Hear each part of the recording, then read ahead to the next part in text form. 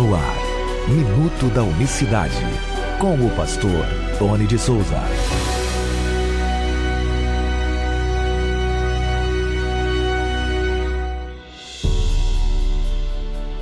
Olá, queridos, graça e paz da parte do nosso grande Deus e Salvador, Jesus Cristo. Que Deus abençoe sua vida de maneira rica e poderosa nesta segunda-feira, dia 16 de janeiro, o ano é 2023. Até aqui nos ajudou o Senhor.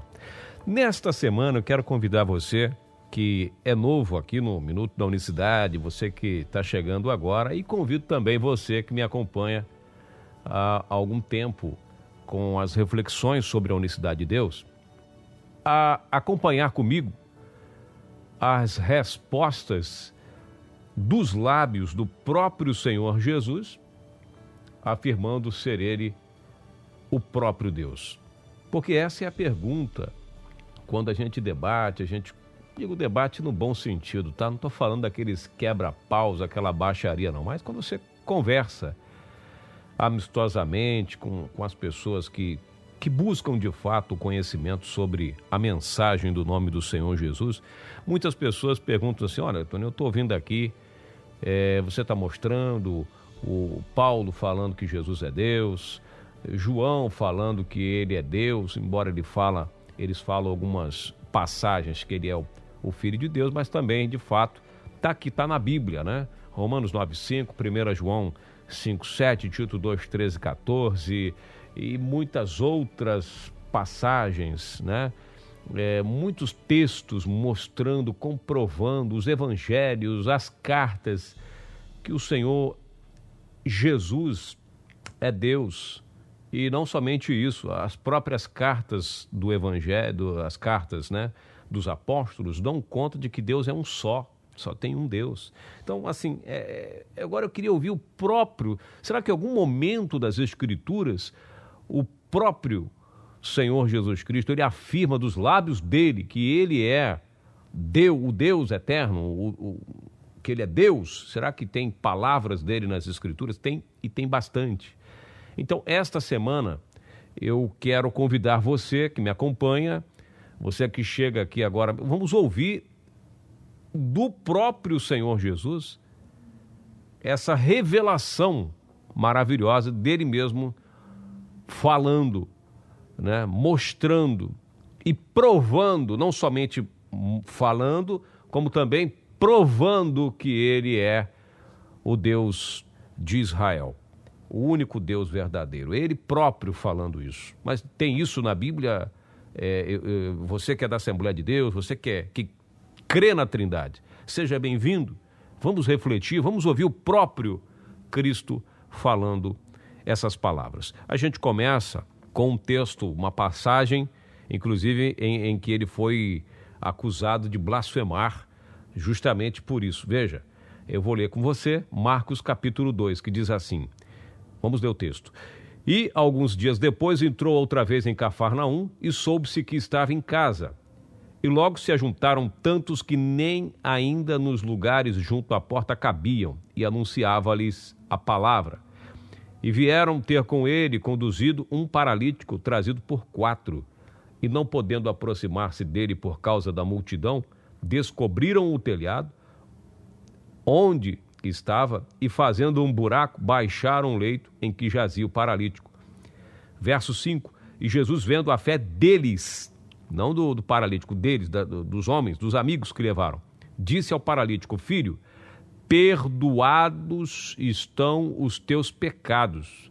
Praticamente aqui o Senhor Jesus dá o perdão dele para aquele paralítico, mas ao mesmo tempo ele mexe, né? Ele já usa essa palavra, vamos dizer assim, de propósito, para instigar o que ele queria fazer.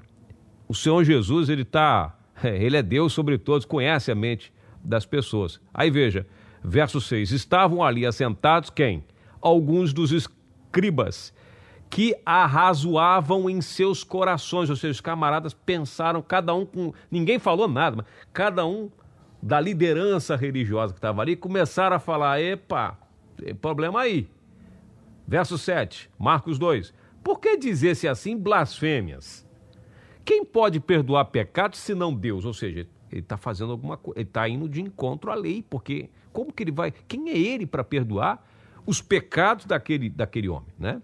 E Jesus eles não falaram, eles só pensaram, diz o texto, arrazoavam. E aí, verso 9, o Senhor Jesus continua: qual é mais fácil, dizer ao paralítico, estão perdoados os teus pecados, ou dizer-lhe, levanta-te, toma o teu leito e anda? Ora, aí que entra um detalhe muito interessante.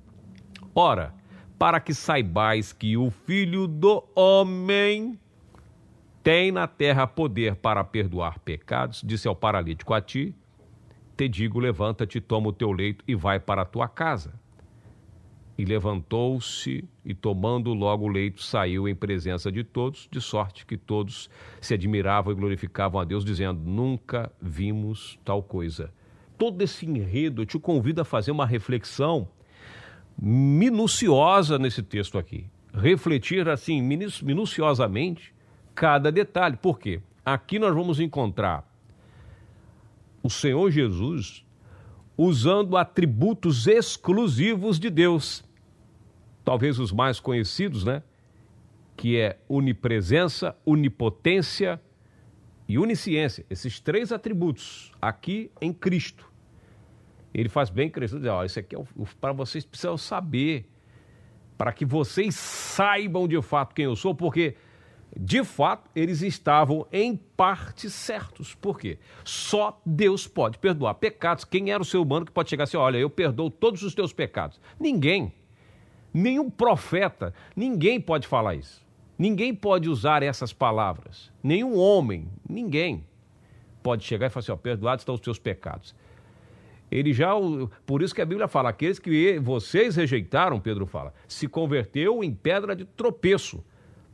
Se converteu para vocês numa grande armadilha, porque, veja, perdoados estão os seus pecados. Ele não curou de cara o paralítico, ele foi no questão espiritual, e aí envolve todo o processo religioso. Eles falaram, olha, não pode, eles pensaram, e aí é onisciência, como ele sabe de todas as coisas, onipresença também, está lá dentro da cabeça do indivíduo. Uma coisa é você pensar algo de uma pessoa e é a tua particularidade, outra coisa é o próprio Deus eterno está dentro da sua cabeça, ele sabe o que você pensa, as intenções reais do seu coração. Você não precisa falar nada a meu respeito, mas ele sabe o que você pensa de mim, ele sabe o que eu penso de você e etc, e assim vai. Então ele estava lá dentro da mente dos camaradas e já repreendeu. Só Deus pode. Então, para que saiba, para vocês saberem o que é mais fácil, vocês precisam conhecer quem é o Filho do Homem. Essa é que é a grande realidade. Ele se descortinou ali na frente deles.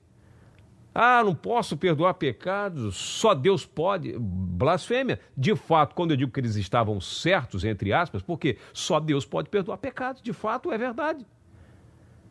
Então, o Senhor Jesus mostra para eles quem ele é. Não somente perdoando aquele homem atrofiado, paralítico, ele vai lá e cura, mostrando o seu poder. Faz aquele homem levantar e andar tranquilamente. O grande problema, o X da questão, são os líderes religiosos.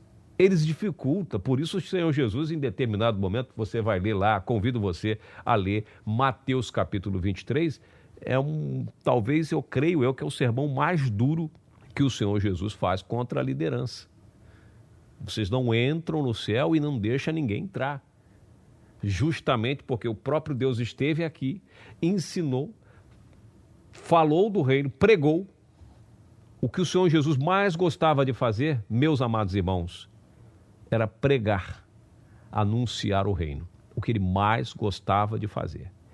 Mais do que curar, mais do que alimentar, o que ele mais gostava de fazer, enquanto esteve presente aqui, era pregar. Ele dá prioridade à pregação. Não perdia um minuto, uma oportunidade de pregar, de ensinar. Ele não ficava falando reteté, isso e lá para cá, não. Não fazia bagunça. Ele pregava, ele ensinava. o que ele mais gostava de fazer. E aqui ele mostra nessa passagem quem ele é, para que vocês saibam. Vocês precisam saber, como diz lá em o profeta Isaías, né? Para que saibam, entendam e creiam, Isaías 43, 10, que eu sou e não há outro além de mim. Então, essa semana, nós vamos trazer a parte 2, 3 desse tema, em várias outras passagens, ele se revela, se descortina. Então, em algum momento ele afirmou, aqui ele não somente afirmou, como ele mostrou. E tem muitas referências preciosas, mas o tempo realmente é muito curto para a gente aqui dissecar este assunto tão importante. Eu vou ficando por aqui. Que Deus abençoe a todos de maneira rica e abundante. Estamos trabalhando aqui para ver se a gente consegue publicar esse ano de 2023 mais uma tiragem do livro. Entre em contato conosco, participe, vamos, com a ajuda de Deus, avançar nesse projeto. Muitas pessoas estão precisando desse livro importante aí, dessa ferramenta, né, que auxilia. Livro mais importante, sem dúvida, é a própria palavra de Deus. Bom, voltaremos aqui amanhã, continuando com esse assunto importante, até sexta-feira, até o término da semana, falando só desse tema importante. Forte abraço, Deus abençoe a todos de maneira rica e abundante. Graça e paz. Minuto da Unicidade.